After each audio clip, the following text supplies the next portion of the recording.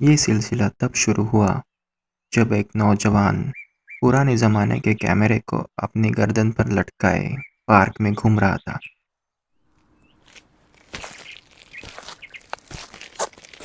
तभी उसकी नज़र पार्क में बैठे एक लड़की के पास गई। वो उस लड़की के पास आया। उसने पूछा, माफ़ कीजिए मैडम। उस लड़की ने अपना फ़ोन नीचे रखा और अपनी नीली गहरी आंखों से उस लड़के के चेहरे की तरफ देखा और अपने सुनहरे बालों की लट को एक साइड में करते हुए वो बोली, हाँ जी कहिए। वो नौजवान लड़का उस लड़की को बोला, मैं अपने स्कूल के लिए फ़ोटोग्राफ़ी प्रोजेक्ट कर रहा हूँ। तो मैं सोच रहा था कि क्या मैं आपकी तस्वीर खींच सकता हूँ? लड़के ने कहा, अच्छा अच्छा, लेकिन ये कैमरा तो बहुत पुराना लगता है। उस लड़के ने जवाब दिया, हाँ यही मेरा प्रोजेक्ट है कि पुराने कैमरे भी आजकल बहुत अच्छे तरीके से काम करते हैं। उस लड़की ने एक पल सोचा और फिर कहा, ठीक है। उस नौजवान लड़के ने मुस्कुराते हुए कहा, बहुत बढ़िया। क्यों ना हम उस पेड़ के पास जाए, वो जगह सबसे अच्छी रहेगी। लड़की ने खुशी से सहमति दी और दोनों उस पेड़ की ओर बढ़े। वो लड़का जैसे कह रहा था, लड़की उसी तरह पोज देने लगी। उस लड़के ने उस लड़की को कहा, क्या आप थोड़ा और बाईं ओर सरक सकती है? वो लड़की थोड़ी सी बाईं ओर झुकी और उसने कहा, क्या ये ठीक है? उस लड़के ने कहा, नहीं थोड़ा और। फिर वो लड़की और थोड़ा झुकी तो उस लड़के ने चिढ़कर उससे कहा,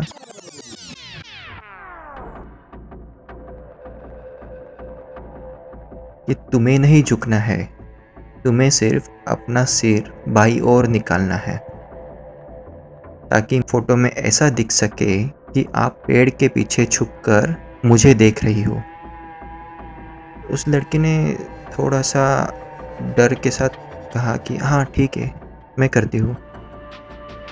उसने ठीक उसी तरह बाईं ओर से अपना सिर बाहर निकाला और तभी दो चीज़ें एक साथ हुई। कैमरे का फ्लैश चमका और लड़की का सिर एक गुब्बारे की तरह फट गया।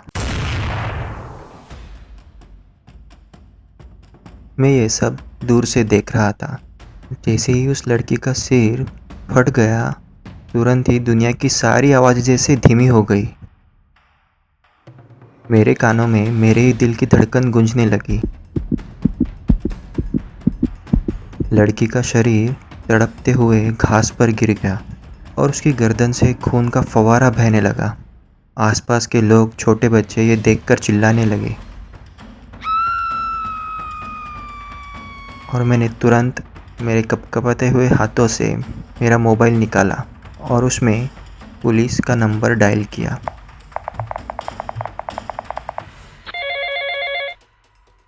पुलिस का नंबर डायल करने के बाद मैंने उनको सब चीज़ बता दी कि अभी यहाँ पर क्या हुआ है। मैं जैसे ही उस लड़के का जिक्र किया, मैंने उस जगह पे देखा, उस पेड़ के नीचे। वो लड़का वहाँ पर नहीं था। मैंने सोचा कि वो भी डर कर कहीं भाग गया होगा। फिर मैंने फ़ोन रख दिया। मैंने हिम्मत करते हुए उस लड़की के शरीर के पास धीरे धीरे अपने कदम बढ़ाए। मैं इतना डर चुका था कि मैं ठीक से सांस नहीं ले पा रहा था। वहाँ पर बहुत सारी भीड़ इकट्ठा हो चुकी थी।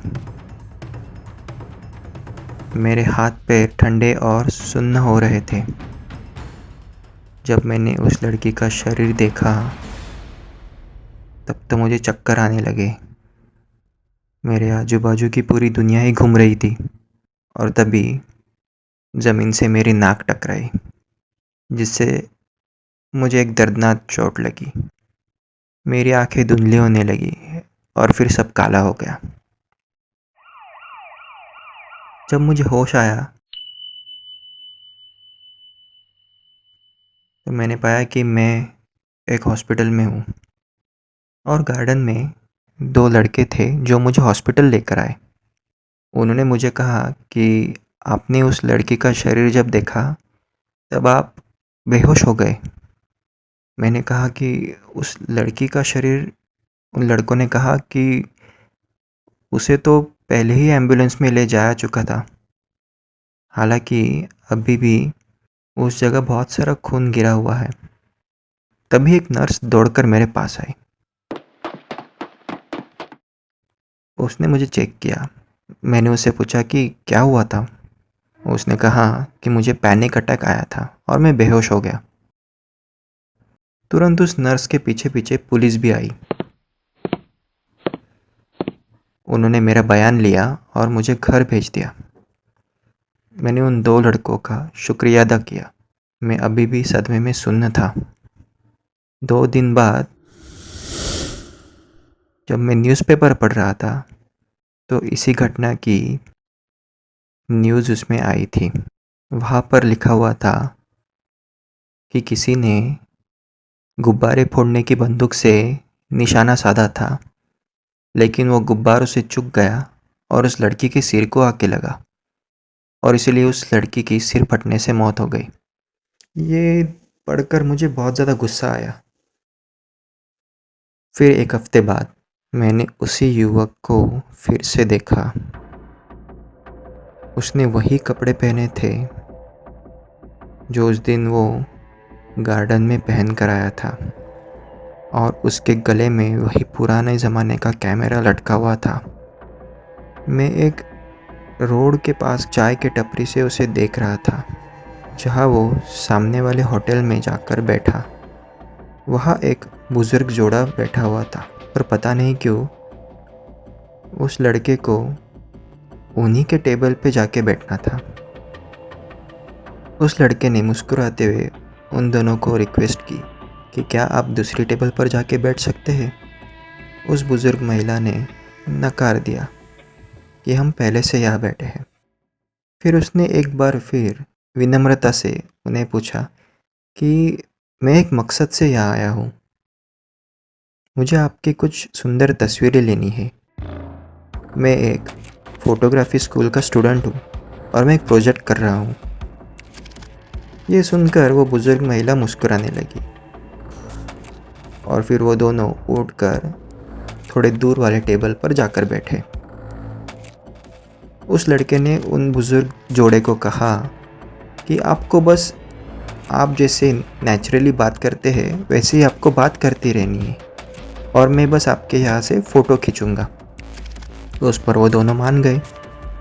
फिर उस युवक ने मुस्कुराकर अपना कैमरा फिर से उठाया और जैसे ही उसने उस बुज़ुर्ग जोड़े की तस्वीरें खींची, एक बड़ा सा फ्लैश उस कैमरे से बाहर निकला और एक तेज़ गर्जना जैसी आवाज़ हुई। उस होटल की दीवार धूल और मिट्टी में बदल गई। सिर्फ उस लड़के का टेबल छोड़कर बाकी सारे टेबल मलबे में दब गए। एक बहुत बड़ा ट्रक बहुत ज़्यादा ज़ोर से उस होटल में घुस चुका था और वो बुज़ुर्ग जोड़े को उस ट्रक ने कुचल दिया था। वो युवक हंसते हुए वैसे ही खड़ा हुआ। वो युवक कैमरे से धड़ाधड़ फ़ोटो खींचने लगा और वो फ़ोटो खींचते हुए एक अजीब सी शैतानी हंसी उसके चेहरे पर थी। पता नहीं किसी और ने उसे ऐसे हंसते हुए देखा कि नहीं, पर मुझे उसके चेहरा साफ साफ दिखाई दे रहा था। फिर उसने अपना कैमरा लिया, उसे एक बैग में रखा और वो उस मलबे से बाहर निकला।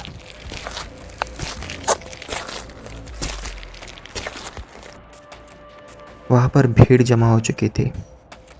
उसने खुद के लिए जगह बनाकर रोड पर चलते हुए आते वक्त यहाँ वहाँ देखने लगा और उसकी निगाहें मुझ पर थम गई। जैसे ही वो मेरी तरफ देखने लगा, उसने वही शैतान वाली हंसी अपने चेहरे पर लाई और उसने अपने हाथ से इशारा किया कि अगली फ़ोटो तुम्हारी होगी। ये देखकर मैं बहुत ज़्यादा डर गया। मैं उस चाय टपरी वाले इंसान को ये कहने ही वाला था कि क्या तुम्हें ये लड़का, तभी वो गायब हो गया। वो कैमरा लिया हुआ लड़का कहीं नहीं था। इस घटना को 2 हफ्ते बीत गए।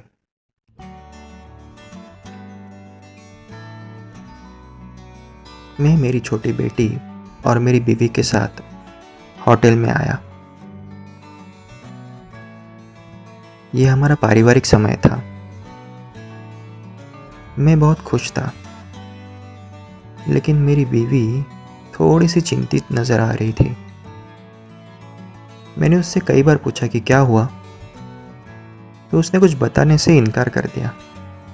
तभी मैंने मेरी छोटी बच्ची को पूछा कि क्या हुआ है, तो उसने हंसते हुए कहा, एक लड़का आज स्कूल के पास आया था जब मम्मी मुझे लेने आई थी और उसने हमारी बहुत सारी तस्वीरें खींची।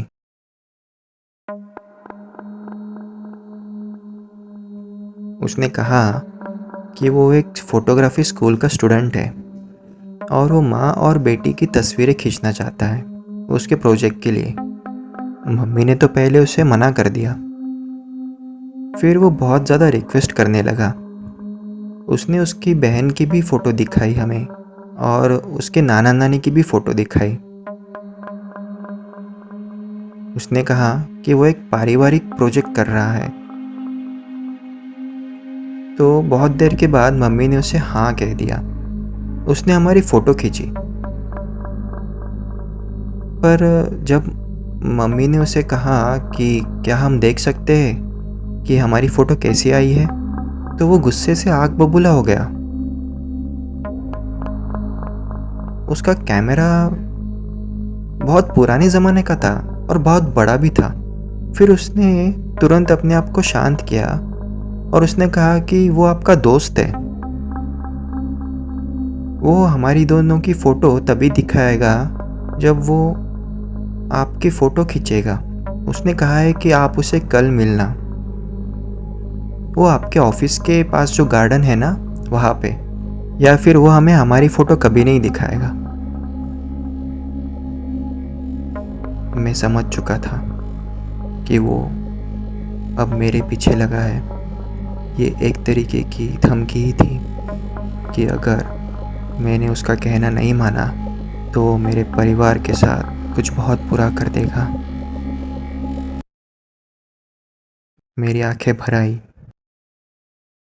हम सब लोग खाना ख़त्म करने के बाद घर गए।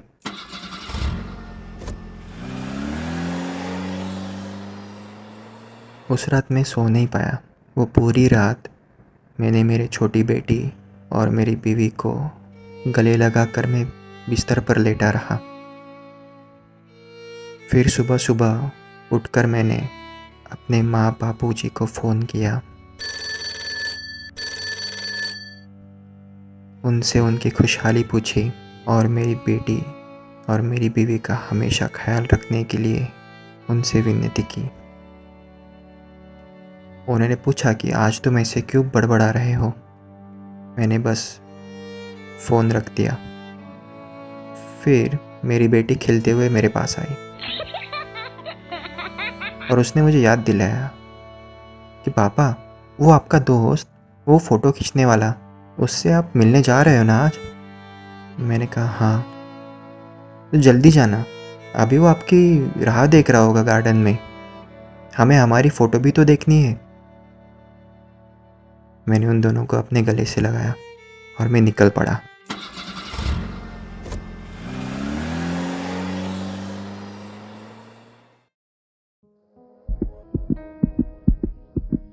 मैं गार्डन में पहुंचा। मुझे दूर से वो लड़का चलते हुए मेरे पास आते दिखा। उसकी नज़रें मेरे ऊपर ही गड़ी हुई थी। जैसे ही वो पास आया, उसने एक अजीब सी मुस्कान अपने चेहरे पर लाई और अपना मुंह खोला।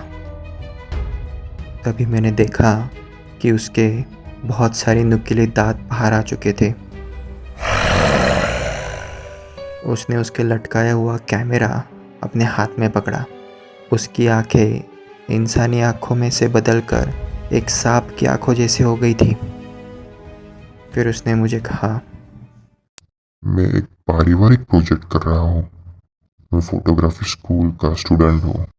आपकी बेटी ने तो आपको बताया ही होगा। क्या मैं आपकी फ़ोटो खींच सकता हूँ? और उसने कैमरा हाथ में लिया और एक बड़ा सा फ्लैश